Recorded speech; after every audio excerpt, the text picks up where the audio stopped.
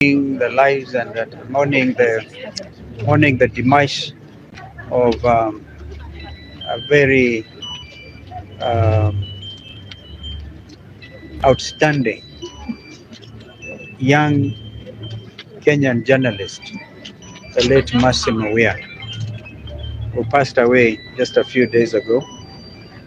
And so we want to also say pole to the media fraternity yet again, because this is a loss, and we could see a lot of you attended this funeral service.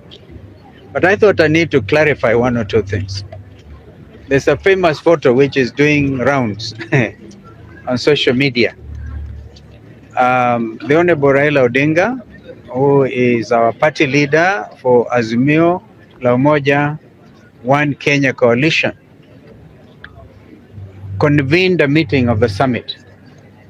That's why most of the leaders you see there are members of the summit.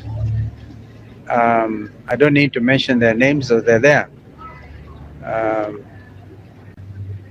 Well, the Honorable Raila took the opportunity to brief the summit, because we have not met for quite a while since the happenings around the Kenya Kwanza administration, and they are having poached members of our coalition without consultation. Actually, what has come out clearly was from that briefing was these members, the four of them at the time, were very keen to join Ruto's administration without even a properly negotiated coalition agreement.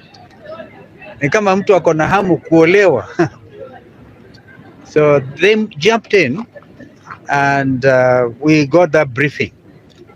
But we also, I remember telling my brother Raila that you have been snookered.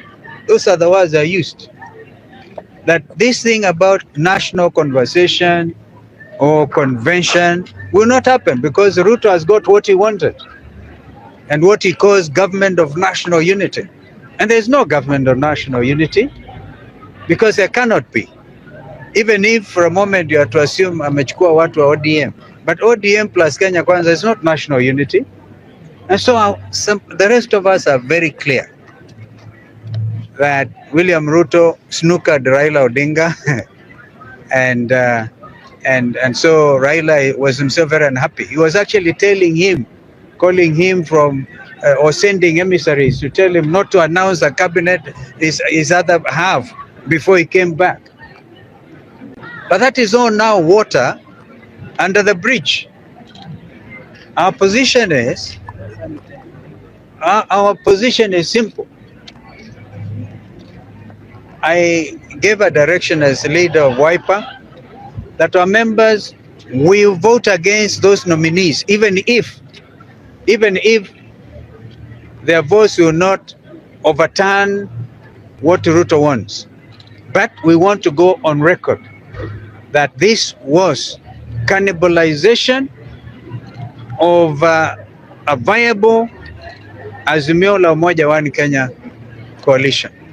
However, we took the decision that Azimio will stand as Azimio. And if we are going to disband Azimio, we'll do it together, not separately.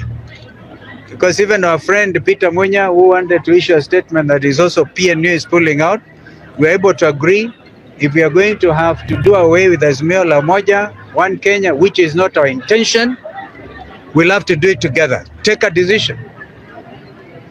So I thought it's important. Another thing that came out of that consultation, for the avoidance of doubt, I remember I was attending a church service in Ruiru several weeks ago, and I met Honorable Gachagua for the first time.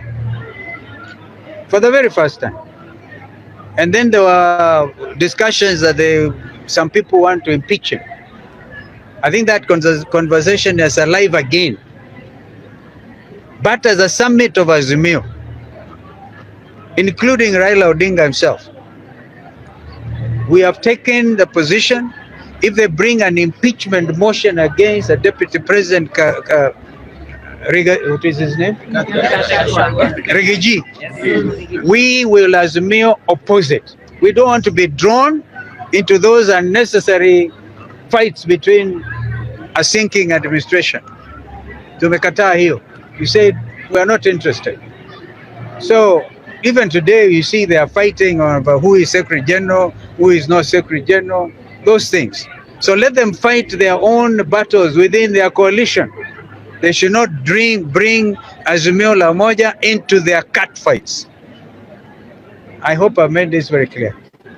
Kwa hivyo mambo ndio hayo. I hope I've given you stuff. So that was what was discussed today. Azimio la Umoja will stand. We are not going to get involved in impeachment processes. But by the way, if they were to bring impeachment of the ticket, we could find that attractive. But I don't think it is there in law. You impeach one at a time. That is their business.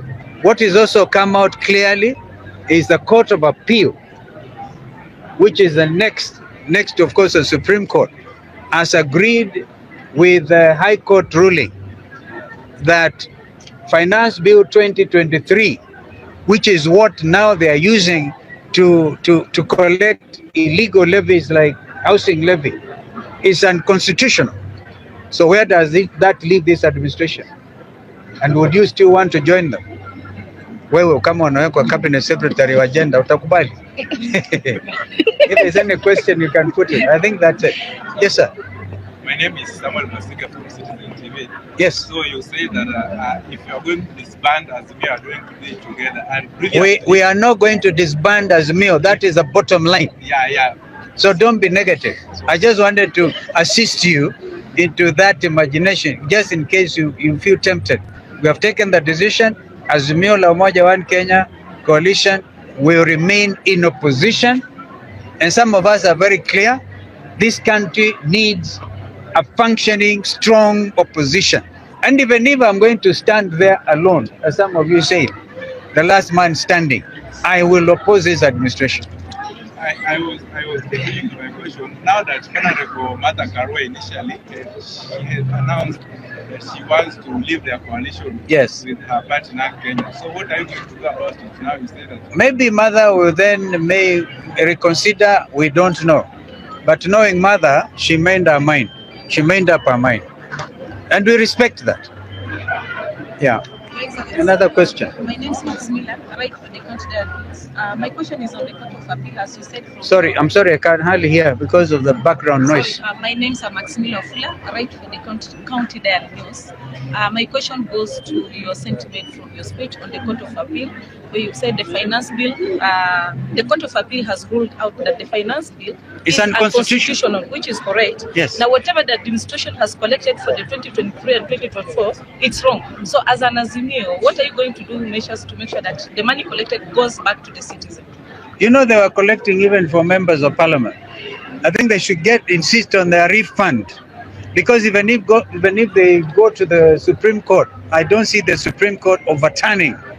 I'm now talking to you as a senior counsel. That ruling. So they are in a fix.